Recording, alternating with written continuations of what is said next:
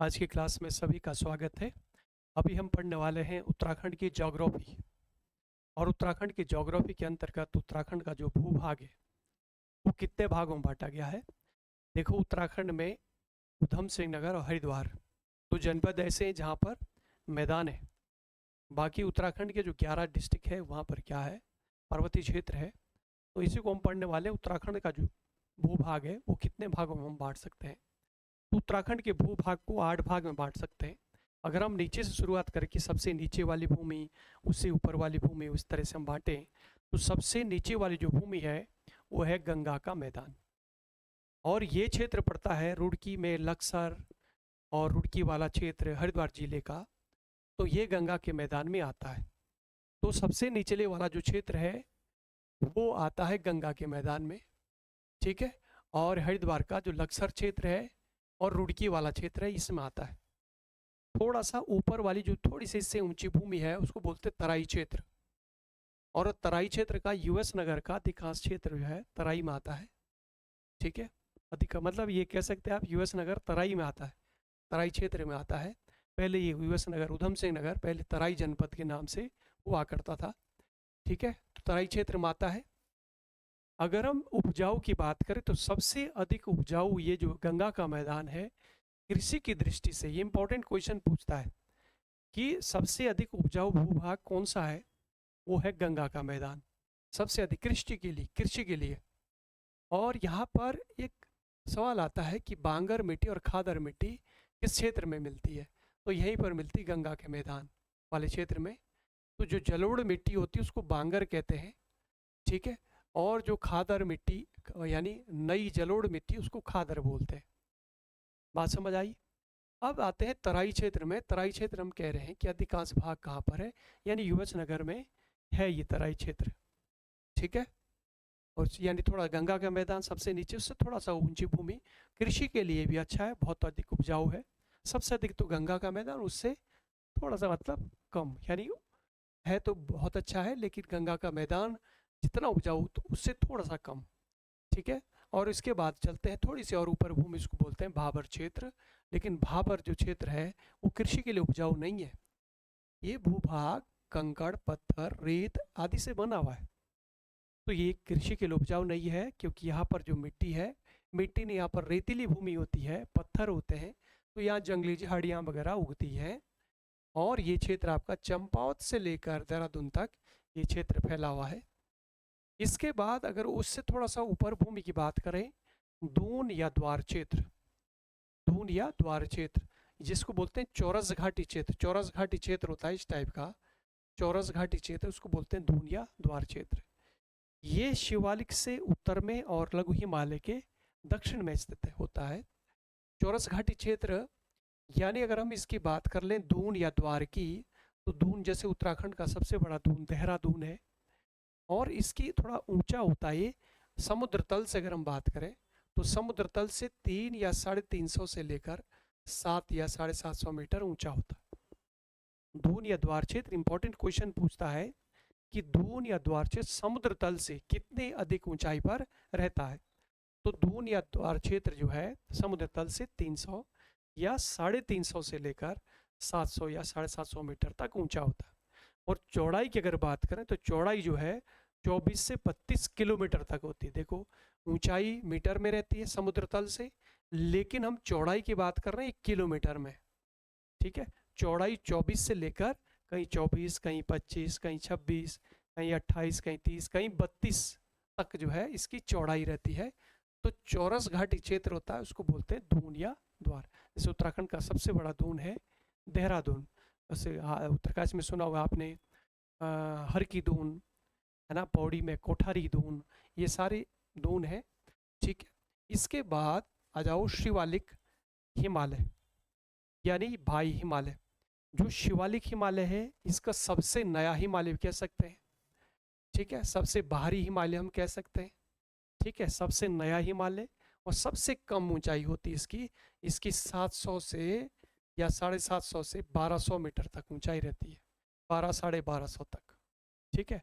ऐसे पर्वत जिसकी ऊंचाई 700 या 750 मीटर से लेकर 1200 या 1250 तक रहती है उसको बोलते हैं शिवालिक हिमालय या बाई हिमालय कहते हैं। और चौड़ाई की बात करें तो चौड़ाई जो है इसकी रहती है 10 से लेकर 20 किलोमीटर तक इसकी चौड़ाई रहती है। ठीक है, और ये क्षेत्र जैसे देहरादून है ना, और हरिद्वार का कुछ क्षेत्र उत्तरी भाग शिवालिक में आता है। ठीक है, पौड़ी, ठीक, इस तरह नैनीताल, तो ये बहुत सारे क्षेत्र में जो है बहुत सारे जिलों में ये शिवालिक हिमालय फैला हुआ है। ठीक है, इसके बाद अगर हम आगे चले, उसके बाद का जो ऊंचा हिमालय है उसको बोलते हैं लघु या मध्य हिमालय। इससे ऊंचा यानी 1200 मीटर से लेकर 4500 मीटर तक ऊंचाई रहती है। ऐसे पर्वत जिसकी ऊंचाई, ऐसे पहाड़ जिसकी ऊंचाई 1200 या 1250 से लेकर 4500 मीटर तक रहती है, उसको बोलते हैं लघु हिमालय या मध्य हिमालय। और चौड़ाई की बात करें तो चौड़ाई जो इसकी रहती है वो चौड़ाई रहती है 70 से लेकर 100 किलोमीटर तक। उत्तराखंड का अधिकांश क्षेत्र, उत्तराखंड का जो अधिकांश क्षेत्र है वो लघु हिमालय में फैला हुआ है, लघु हिमालय में ही है। ठीक है, यानी मध्य हिमालय कह सकते हैं। उत्तराखंड के अधिकांश गांव लघु हिमालय में ही है, क्योंकि ये लघु हिमालय मानव के लिए जो है अनुकूल परिस्थितियां यहाँ पर पाई जाती है। यहाँ पर सीढ़ीदार खेती होती है। ठीक है, पहाड़ को काट करके सीढ़ीदार खेत भी बनाए जाते हैं। ठीक है, तो कृषि भी होती है, परिस्थितियां भी ठीक है, बहुत अधिक गर्मी भी नहीं होती है, और इसलिए जो है उत्तराखंड का अधिकांश पॉपुलेशन इसी हिमालय में रहती है।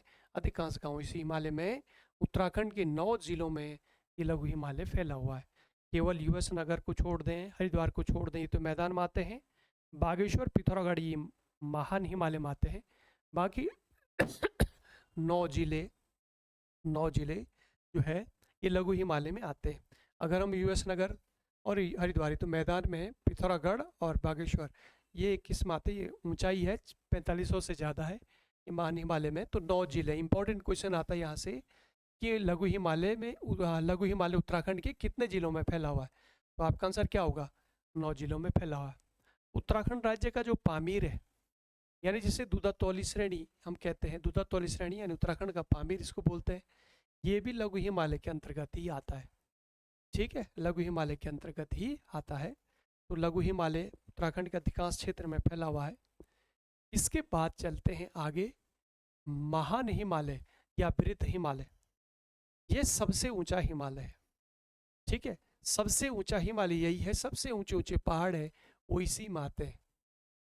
ठीक है, और इसकी ऊंचाई कितनी रहती है, 4500 से लेकर 7817 मीटर तक है। उत्तराखंड में सबसे ऊंची जो पर्वत चोटी है वो 7817 मीटर है उत्तराखंड में।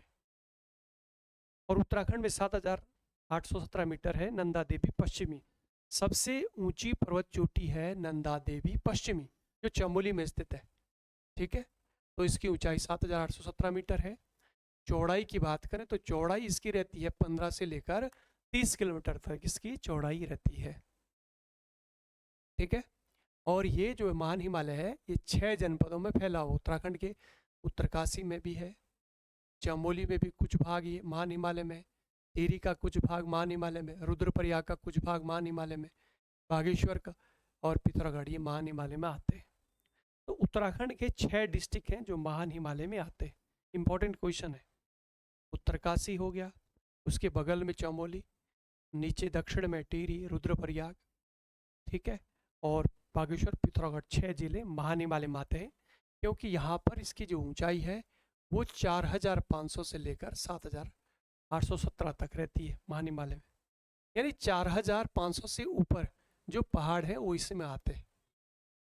4500 है, 4600, 700, इस तरह से क्या है वो महान हिमालय में आते हैं। चौड़ाई 15 से लेकर 30 किलोमीटर तक रहती है। उत्तराखंड राज्य की सबसे ऊंची जो चोटी है वो कौन सी है, नंदा देवी पश्चिम है, ये महान हिमालय, इसकी ऊंचाई 7817 मीटर चमोली डिस्ट्रिक्ट में है। ठीक है, उत्तराखंड की सबसे ऊंची पर्वत चोटी है नंदा देवी पश्चिमी। फिर दूसरा है कामेट। ठीक है, नंदा देवी पश्चिमी की ऊंचाई 7817 मीटर है, कामेट की 7756 मीटर है, और नंदा देवी पश्चिमी की 7434 मीटर है। 7434 मीटर है नंदा देवी पूर्वी की, पश्चिमी तो सबसे ऊंची है, पूर्वी की ऊंचाई नंदा देवी पूर्वी की 7,400। ये उत्तराखंड की 3 सबसे ऊंची पर्वत चोटियां है, चमोली जिले में है तीनों, चमोली में है। सबसे ऊंची पर्वत चोटी ध्यान रखेंगे नंदा देवी पश्चिम, हाइट भी याद करनी है। दूसरी उत्तराखंड की सबसे ऊंची कामेट 7,756। तीसरी सबसे ऊंची नंदा देवी पूर्वी 7,434 मीटर है। ठीक है, तो ये सभी जो है कहाँ पर आती है, कौन से हिमालय में है, महान हिमालय में या बृहत हिमालय में। आ जाओ आगे आओ बच्चों। सबसे लास्ट वाला हिमालय आपका है ट्रांस हिमालय। ट्रांस का मतलब होता है उस पार, ठीक है, पार का, यानी हिमालय के पार, दूसरी तरफ का हिमालय है ना, हिमालय के पीछे की तरफ का हिमालय। ठीक है, और इसकी ऊंचाई रहती है 2,500 से लेकर 3,500 मीटर तक, 2,500 से 3,000। चौड़ाई 20 से 30 किलोमीटर रहती है। इसका अधिकांश भाग कहाँ पर है, तिब्बत में फैला हुआ है। इसका जो अधिकांश भाग है वो कहाँ पर है, तिब्बत में है। अधिकांश भाग तिब्बत में फैला हुआ है। ठीक है, तो ध्यान रखिए ये 8 भाग में उत्तराखंड के भूभाग को बांटा है।